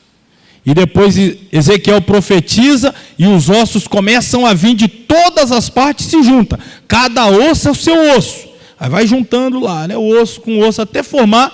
Eu vou falar rápido aqui, mas a gente vai em aulas para frente e vou explicar melhor. Aí você tem agora um grande exército de esqueletos. Os ossos se juntaram. Aí depois Ezequiel vai continuar profetizando. Aí vai vir os nervos, vai vir a carne, vai vir a pele. Agora você tem não só esqueletos, mas você tem agora corpos, porém mortos. Primeiro estavam espalhados, depois se juntaram. Aí depois vem a carne, nervo, pele, etc, etc. O que é isso? Agora são esse exército que está junto num lugar. Agora eles estão tendo aqui um crescimento político, militar, ideológico, cultural, científico, tudo isso se transformou numa grande potência, as maiores startups do mundo e de Israel, o país no mundo, apesar daquele ser minúsculo, que tem mais patentes espalhadas pelo mundo, Israel, tecnologia militar de ponta, Israel, que também se não tivesse seria dizimado. Então, isso aconteceu, só que faltava uma coisa, faltava o quê? Faltava o Espírito. Falta reviver espiritualmente. É nesse ponto que Israel está. Falta reviver espiritualmente. Isso só vai acontecer quando se encerrar a 70ª semana de Daniel. No final da grande tribulação, nós teremos o renascimento espiritual. Mas Israel renasceu como nação, politicamente, militarmente, culturalmente, nacionalmente. Tem uma bandeira, tem um idioma, tem uma terra, etc. Estamos no processo para culminar aí nessa restauração espiritual. Para chegar na restauração espiritual, nós passaremos pela restauração religiosa. E para que haja restauração religiosa, necessariamente se faz haver o templo. Porque não existe culto sem templo em Israel. Só que aí que é o detalhe. Você sabe a situação do local aonde deve existir o templo. Mas paralelo ao local para a reconstrução do templo, existe o chamado Instituto do Templo. Quem aqui assistiu o vídeo que eu coloquei lá? Aí, bastante gente viu. Quem não viu, assista. Eu vou ter que falar rápido aqui, a hora já foi. Mas aquele vídeo, 17 minutos, por favor, assista. Porque ali são informações in loco, mostrando o que eu vou falar assim, que se vai ficar perdido, mas no vídeo a pessoa está lá dentro e está mostrando cada peça do que eu vou dizer aqui. Já existe a maquete do templo, já tem a planta do templo, os utensílios do templo, já existe treinamento para todos os sacrifícios, já foi feito o levantamento de árvore genealógica de todo o grupo de sacerdotes, de levitas, já existe épocas do ano em que eles vão para o deserto e ensaiam os rituais. Só falta o quê? O local. E aí, irmãos, para construir um templo daquele, que o material está pronto, nessa época de coisas pré-prontas assim, se a gente está falando de um povo, que no mundo a gente sabe, que tem dinheiro, que é judeu. Imagina, o lugar está lá, pode reconstruir. Eles já estão há quase 2000 anos desejosos de ter de volta o seu templo. Quando alguém der a eles a autorização, sendo que todos os utensílios estão prontos, preparados, dinheiro não falta mesmo, recurso é enviado de todas as partes do mundo, principalmente lá mesmo dos Estados Unidos, onde tem uma comunidade gigantesca de judeus riquíssimos. Os sionistas que falam, que aqueles que mandam de volta seus irmãos a Sião, para que se tenha ideia, irmãos, para que pudesse haver essa repopulação de Israel da terra, os judeus que queriam voltar, mas não tinham dinheiro, judeus riquíssimos do mundo financiavam o retorno dele e bancavam a vida deles lá dentro de Israel por muito tempo. Nós temos um grande judeu sionista no Brasil. O nome dele é Cenoura Bravanel. Alguém sabe quem é esse cidadão? Cenoura Bravanel? Você conhece ele pelo nome de Silvio Santos? É ele mesmo. Você fala outros no mundo aí, você fala das famílias ricas aí, Rothschild, Ih, irmão. Bom, vamos ao que interessa aqui, ó. O movimento pela reconstrução ganhou novo fôlego quando foram retomados sacrifícios. Essa retomada de sacrifício aconteceu aí e vem acontecendo há alguns anos. Novos sacerdotes e levitas foram treinados pelos rabinos para recomeçar os rituais. Tudo isso eu mostrei lá no vídeo. Por fim, já foi anunciado que todas as 102 peças do interior do templo estão prontas. incluindo o véu da separação do Santo dos Santos. Quem lembra, quem viu lá a veste do sumo sacerdote? Vocês viram lá também? Ela mostrou? Quanto custou aquela roupinha lá? Quem lembra o preço? $150 mil aproximadamente. Multiplica aí por 5. É R$5 que está aproximadamente o dólar. Só a roupa do sumo sacerdote. Mostrou lá já a menorá, se eu não me engano, $3 milhões a menorá, se eu não estou enganado, dá aproximadamente R$15 milhões. Já está pronta. Todas as peças, exatamente. Irmão, até ela chega a mostrar até aqueles aromas, né, que são específicos, que são vários tipos de essência, estão tudo pronta lá, para que haja já os sacrifícios do incenso, queimado do incenso. Então, as Escrituras apontam que o terceiro templo existirá quando o anticristo se revelar e interromper os sacrifícios. Está lá na profecia de Daniel, a abominação da desolação. Vai fazer o acordo, esse acordo lida diretamente com a reconstrução do templo. Na metade da semana, ele profana o templo. Então, para profanar o templo, tem que haver templo. Então, a gente está olhando essa realidade aí de preparação para o templo. Irmão, isso não se falava há 10 anos atrás, não, irmãos. O que eu estou falando aqui hoje, de tudo preparado, todos os utensílios, isso não se falava há 10 anos atrás, não. O apóstolo Paulo também o menciona quando declara que o homem do pecado irá se assentar no santuário de Deus, proclamando que ele mesmo é Deus. Então, para que isso aconteça no período da tribulação, tem que haver o templo. E a gente está aí falando sobre isso. O que mais que é importante a gente observar? Jesus disse o seguinte: não passará essa geração sem que todas essas coisas aconteçam. E aí muita gente ficava se perguntando, que geração é essa que o Senhor Jesus está dizendo? Quanto tempo dura uma geração? Olha, deixa eu primeiro falar isso aqui muito claramente. Eu não estou aqui dando data da volta de Jesus, pelo amor de Deus. Não estou aqui dizendo que Jesus vai voltar, mas estou dizendo igual Paulo. Eu creio que o Senhor Jesus está às portas. E os sinais estão dizendo não, estão gritando isso. E eu tenho que olhar os sinais, tenho que te falar sobre os sinais, e tenho que interpretar e dizer, está perto, está perto. É hoje, é amanhã, é depois, é mês que vem, é ano que vem, é daqui a 5 anos, não sei. Mas tudo nos mostra que Cristo já volta. Complete a letra do hino. É verdade, breve Jesus voltará. Verdade. Veja bem, essa geração, que geração? Eu entendo que a data, lembra lá das 70 semanas de Daniel? Teve um marco inicial. Eu entendo que o marco inicial para se contar essa geração, em que verá o cumprimento de todas essas profecias, culminando com a vinda de Jesus, o marco inicial é a retomada do povo de Israel e o início, o renascimento do Estado de Israel. Então estamos falando aí de 1948. Alguns preferem datar 1967. Por quê? Porque Israel voltou, mas não tinha o controle de Jerusalém.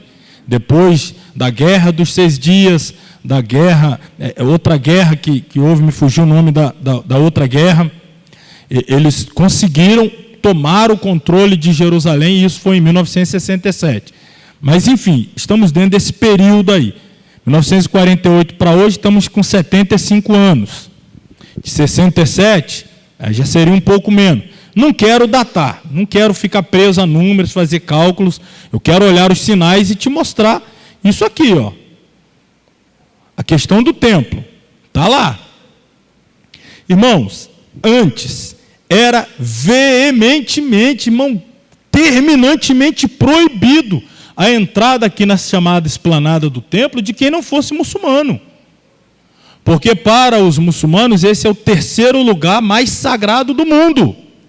2 ficam lá na Arábia Saudita, Meca e Medina, e o terceiro é aqui, Jerusalém. Eu vou te mostrar já já a razão por que esse lugar é tido como o terceiro mais sagrado pelos muçulmanos. Qual é a razão pela qual eles dizem que esse lugar é muito sagrado para eles? Ali está o Domo da Rocha, ali atrás está aqui a Mesquita de Omar, lá a Al-Aqsa. Era terminantemente. Depois foi flexibilizando. Começou a ter acesso a judeus, mas era só entrar e sair, não podia ter qualquer manifestação religiosa. Começou a permitir a entrada de cristãos sem manifestação religiosa. E aí, o episódio que nós vimos no mês passado, olha isso aqui, ó, o Hamas, ele descreveu, ele lançou uma nota do porquê daquele ataque de 7 de outubro. Aquela operação, eles chamam de operação militar, um ataque terrorista, enfim. Mas a justificativa em defesa da Mesquita Al-Aqsa. Por que que eles fizeram aquele ataque em defesa da Mesquita Al-Aqsa? Eles invocam ali uma disputa em torno do local de Jerusalém, que é sagrado, que a gente já sabe, tanto para muçulmanos, destaco ali, como para judeus. E que está entre os mais contestados do mundo. Aquele pedaço de terra ali, irmão, aquilo ali é uma briga, porque os judeus não podem ter qualquer outro lugar de toda a superfície da terra para construir o templo, senão ali. A questão não é dinheiro, a questão é que Deus determinou que fosse ali. Só que hoje ali tem uma mesquita islâmica, e eles precisam daquele lugar. Esse é o epicentro do conflito.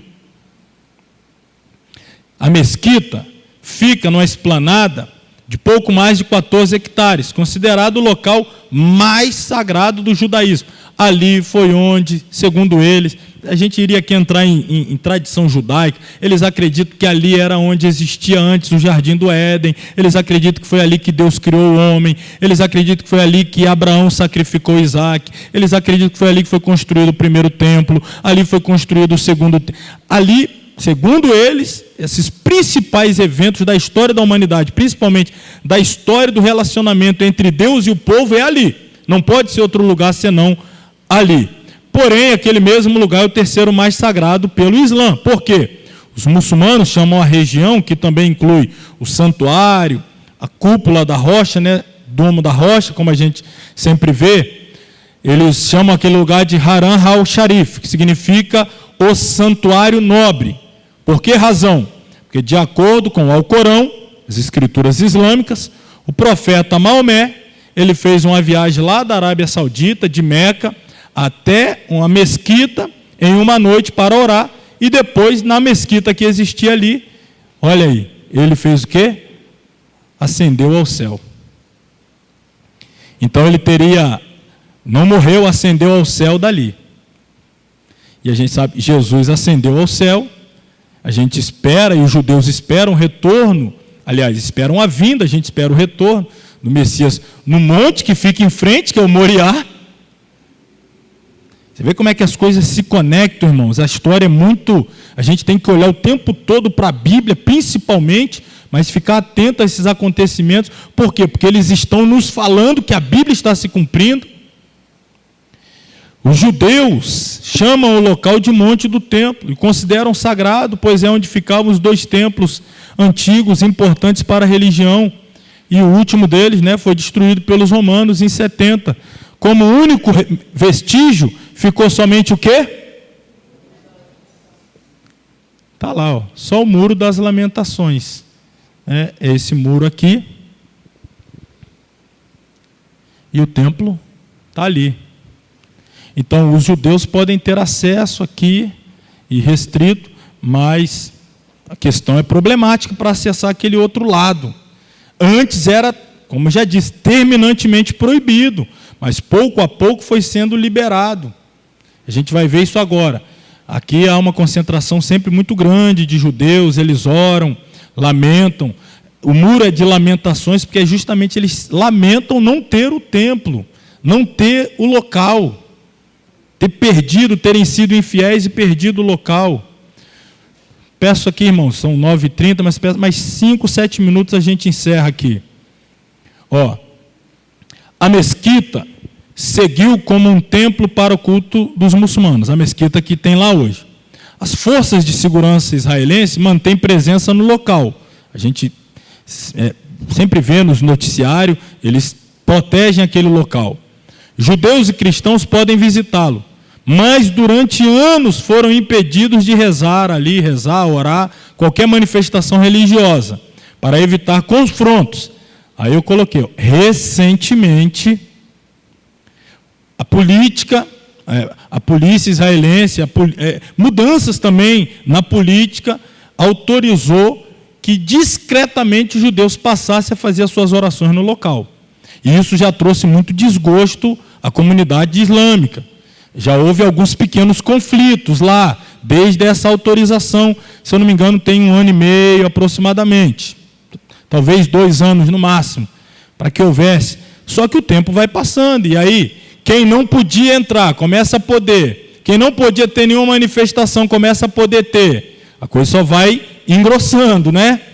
Aí, os nacionalistas religiosos israelenses têm feito questão cada vez maior de ir ao local, começaram a ficar indo cada vez mais, e orando com cada vez mais frequência, profetizando, vamos dizer assim, que vão edificar o templo ali no local. E isso começou a incomodar o pessoal lá da Palestina, mais precisamente o grupo armado, os terroristas do Hamas. E aí, em 7 de outubro, nós tivemos a declaração do Hamas, que citou como motivação para aquele ataque a oração judaica dentro do complexo.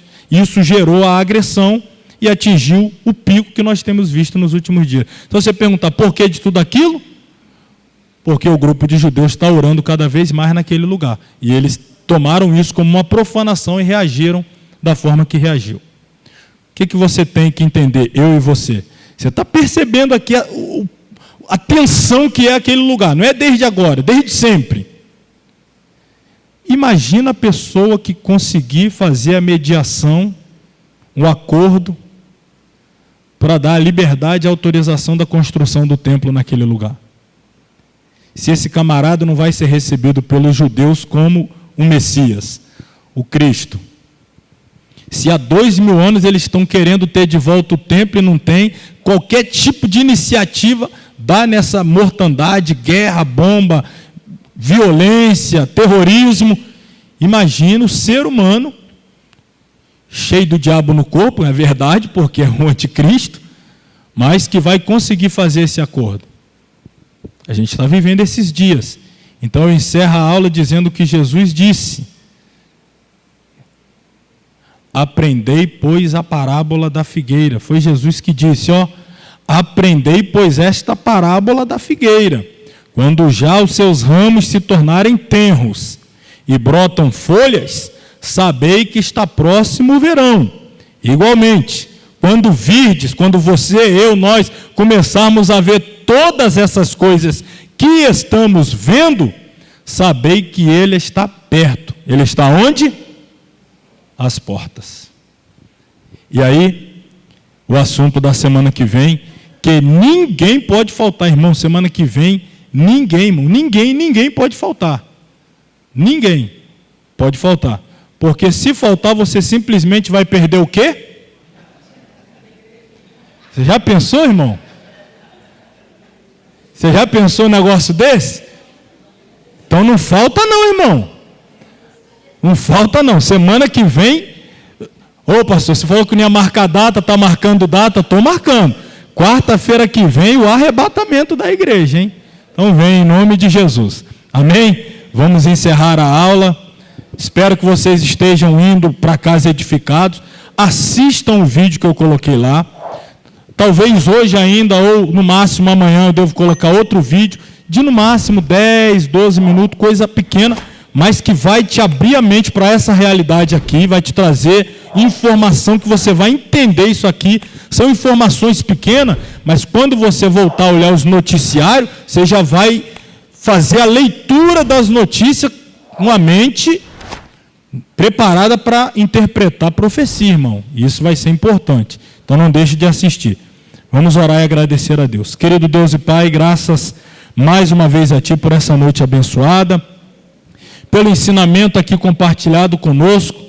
Eu te agradeço por estar cada vez aprendendo mais a tua palavra. Isso é despertamento e fortalecimento para mim, bem como para todos os alunos que aqui estão, os que acompanham à distância em várias partes do Brasil, em várias partes desse mundo. Que o Senhor continue abençoando a todos nós, despertando, fortalecendo, avivando a nossa fé em tempos de apostasia, que estejamos atentos, ligados, avivados e aguardando ansiosamente a tua vinda, Senhor, para buscar a tua igreja. Leva-nos em paz aos nossos lares, nos dê uma continuidade de semana abençoada na tua presença, assim rogamos a ti em nome de Jesus. E que o grande amor de Deus, a graça do Senhor Jesus Cristo, a comunhão e a consolação do Espírito Santo seja com todos que amam e preparados estão aguardando a volta de Jesus, e todos digam amém.